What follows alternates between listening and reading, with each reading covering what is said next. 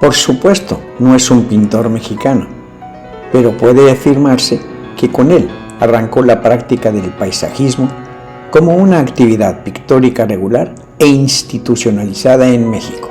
Su nombre, Eugenio Landesio, fue un pintor italiano cuya trayectoria en México fue reconocida también por su paso en la Academia de San Carlos y su influencia en la pintura de paisaje en exponentes como José María Velasco.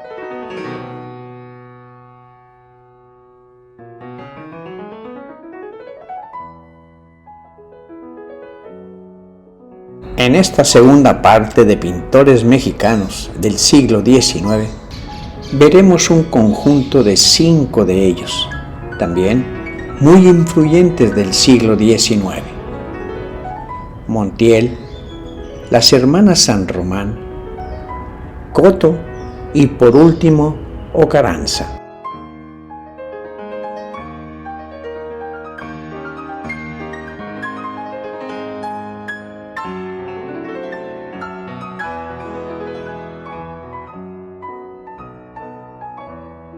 José Justo Montiel, destacado pintor veracruzano, cuya obra se basó principalmente en retratos, naturalezas muertas y paisajes.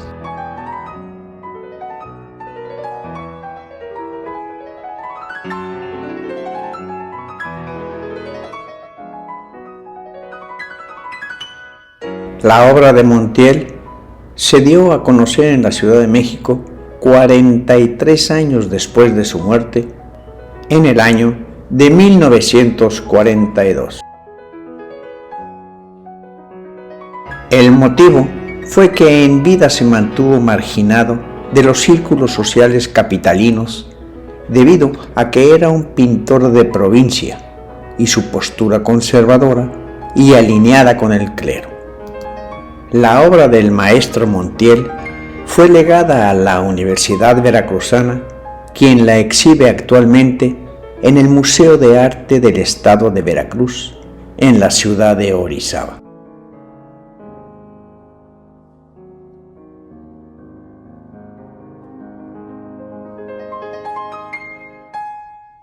Hablaremos ahora de 2 mujeres consideradas precursoras de la pintura femenina en México.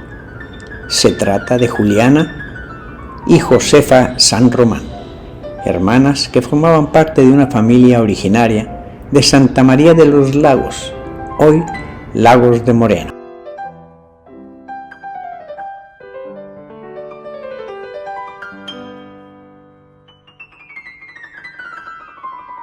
Juliana tuvo una breve carrera.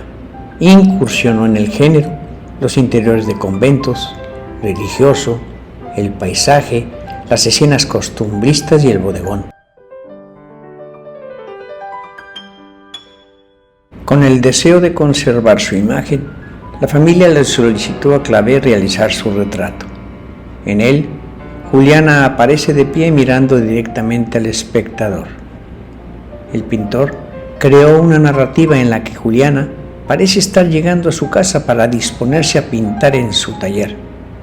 Así lo sugiere el vestido de calle, la mantilla de encaje negro, el abanico en la mano izquierda y la mano derecha a punto de retirar el segundo de sus guantes. Pellegrín la sitúa a un lado del cuadro que estaba pintando antes de morir, Tobías y el ángel, y de una mesa sobre la que se halla su caja de pinturas, su paleta y sus pinceles.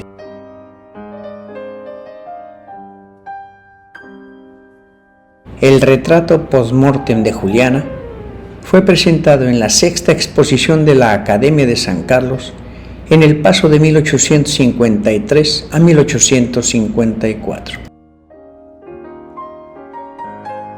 Fue esposa de Carlos Hagenbeck, comerciante alemán. Juliana murió en 1852 sin descendencia y fue enterrada en el Panteón de San Fernando.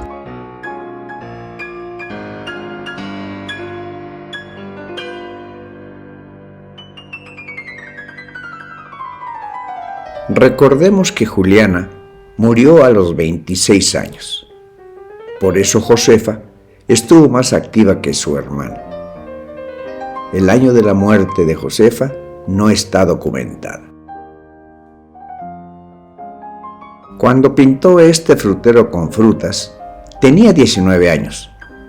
Este tipo de pinturas pueden mostrarnos un poco de la vida cotidiana en las distintas épocas y sectores de la población, principalmente en cuanto a la alimentación. Por ejemplo, podemos percatarnos en esta obra y en otras de su misma temática que culturalmente la alimentación era basada en frutas y verduras.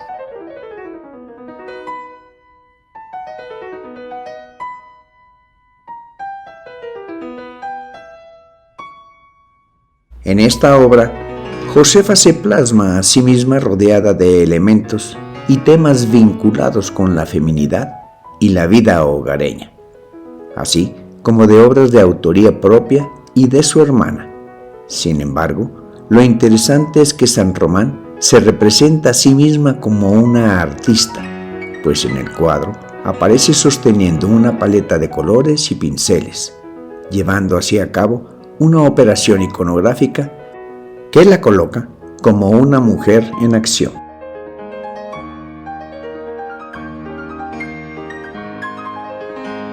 En este autorretrato, Josefa, en un hecho insólito para su época, se retrata a sí misma afirmando su identidad de artista, pintando a otra mujer que también en el siglo XVI afirmó el papel de la mujer en la historia y en la Iglesia, Teresa de Jesús.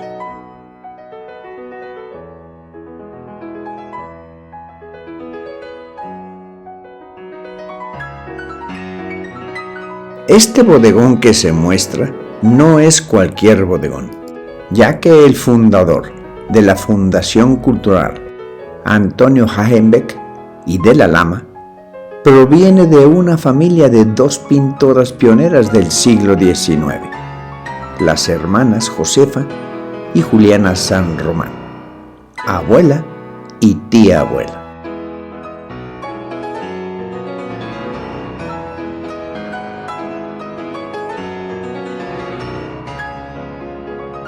En esta obra, la pintora representaba un interior lujosamente decorado, la profusión de pinturas en las paredes, la riqueza de los muebles y la presencia de objetos suntuosos como las cortinas, la lámpara de araña, las esculturas y el espejo dan esplendor al recinto doméstico en el que un par de mujeres diligentes, una joven y otra mayor, aprovechan la luz de la mañana que se filtra a través de una ventana para hacer sus costuras.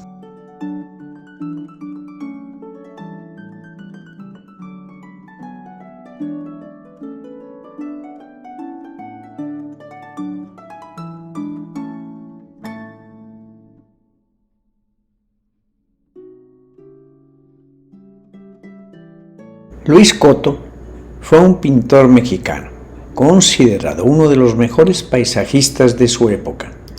En su juventud ingresó a la Academia de San Carlos, donde tuvo como profesor de pintura a Pelegrín Clave y como profesor de paisaje a Eugenio Landesio. Este retrato se le atribuye a José María Velasco. En el centro exacto de la composición se alza la pequeña iglesia del barrio indígena de San Cristóbal Romita, situado entonces fuera de los cuarteles de la capital, por el sudoeste, entre las calzadas de la Piedad y Chapultepec. La iglesia, dedicada a la Natividad, está vista de espaldas, sobre un denso grupo de ahuehuetes y sabinos. En el lado izquierdo se recorta el castillo de Chapultepec contra un fondo de sierra. En el primer plano, a la derecha, está ocupado por una cabaña de rústico techo pajizo. Un primer grupo de figuras junto a la cabaña representa a una mujer a punto de descargarle una vara a su hijo. Más al centro, el grupo principal está formado por varios hombres que manipulan las brasas del zacate recolectado, mientras que a la izquierda, otro hombre semidesnudo metido en el agua está en el proceso de corte.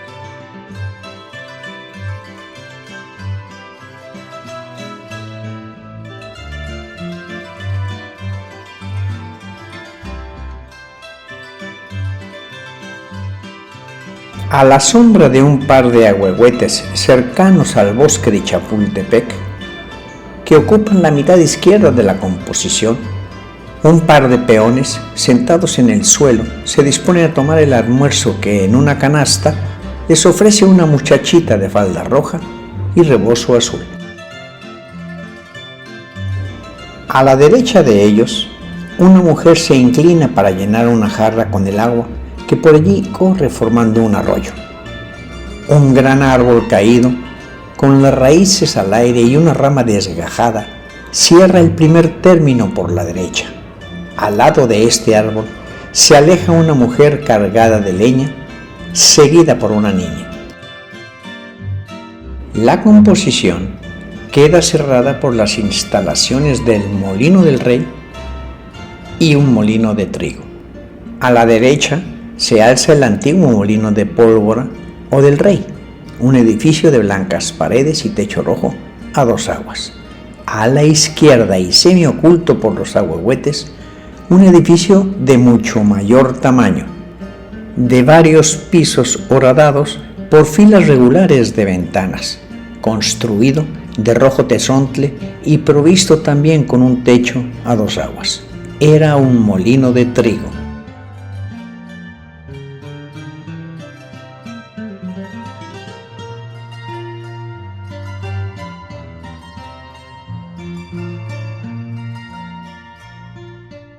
Las dos composiciones compartían algunos elementos comunes, por ejemplo, su adscripción al género bosques, según la clasificación del Andecio, y la presencia de ahuehuetes y acueductos, así como de figuras cargadas con leña, formando parte del episodio.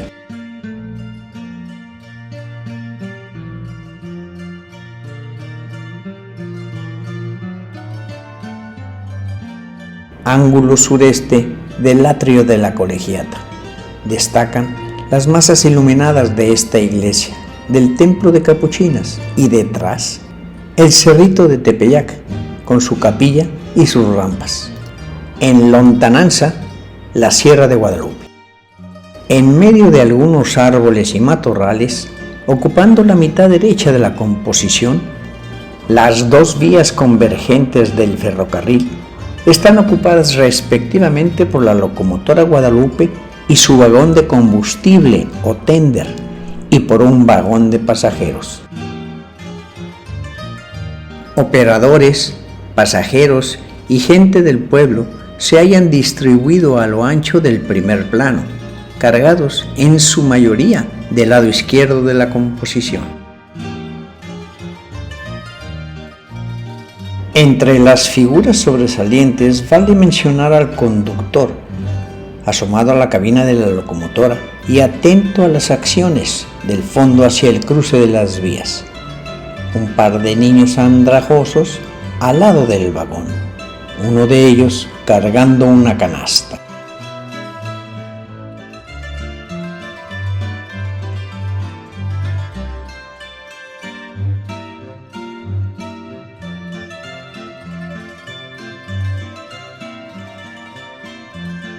En esta pintura, el autor escenifica la captura del príncipe de Tlatelolco y último tlatoani de México, Tenochtitlan, Cuauhtémoc.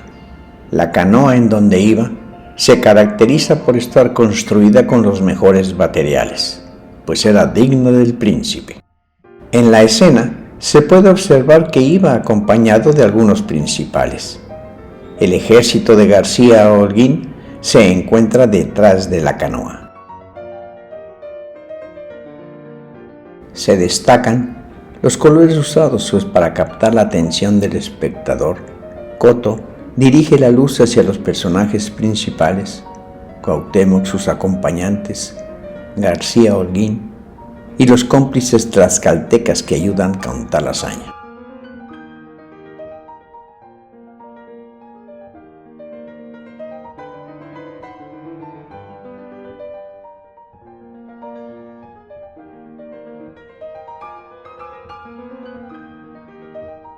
Manuel Egidio Carranza, pintor mexicano relacionado con el costumbrismo, considerado uno de los primeros artistas modernos de México en el siglo XIX.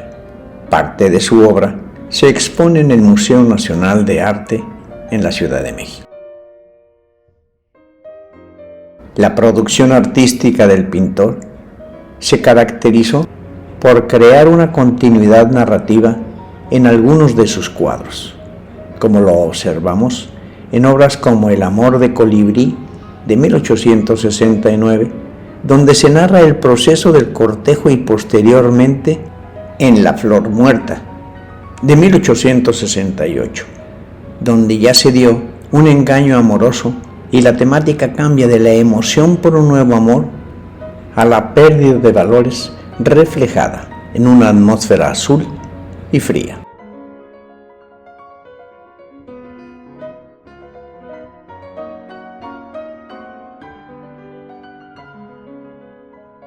Carranza pinta a una mujer en luto mientras solloza junto a la cuna de un bebé. No es complicado imaginar que se trataba de su hijo, quien probablemente falleció después de una enfermedad, como parecen indicar los frascos en la mesa de noche junto a la cama. Plasma otro lado de la maternidad, el lado de la pérdida, ausencia, que también fue un tema muy sensible para las mujeres de la época, ya que la tasa de muertes infantiles era alta. Para darle más dramatismo a la obra, el autor nos coloca indicios de la presencia del bebé, como el gorrito en uno de los postes de la cuna, la cobija que lo abrigaba, el zapato en la silla detrás de la madre y el juguete en el piso.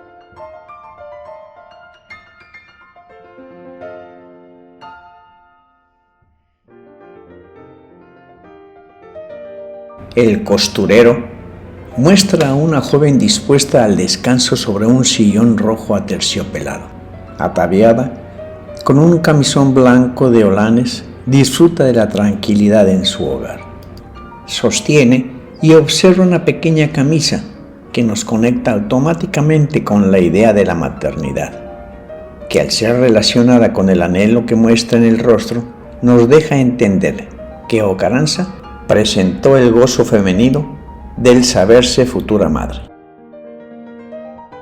Esta obra, también conocida como Una joven esposa, nos presenta la antítesis de otras mujeres pintadas por el mismo autor, Mujer regando una flor o La flor muerta, las cuales representan a unas mujeres llenas de tribulación en el rostro, mientras que a la joven, por su condición de esposa, no le queda más que esperar con felicidad a su futuro hijo.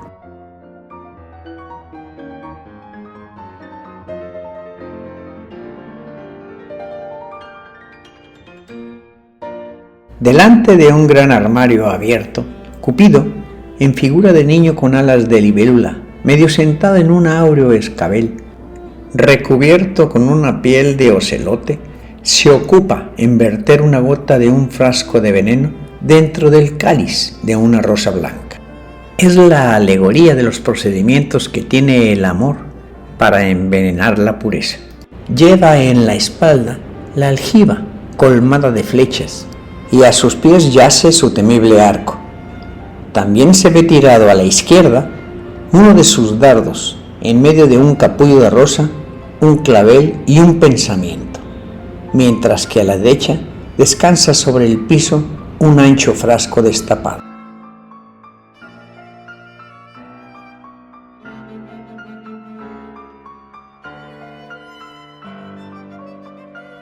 Esta pintura tiene un título con un significado alegórico, pues muestra la relación de dos géneros sin aparente relación, el retrato y el bodegón, El artista los plasma a partir del concepto de vanitas o momento de morir. El cuadro retrata a su vez el alcoholismo que supuestamente padeció en París, pues en la pieza aparece representado un joven postrado en una mesa por los estragos de la embriaguez. A la izquierda se encuentra una botella, un vaso lleno y dos copas, una de ellas rota. En el cuadro no hay diferencia entre los objetos inertes y los vivos. Poco después de pintar esta obra, Ocaranza falleció.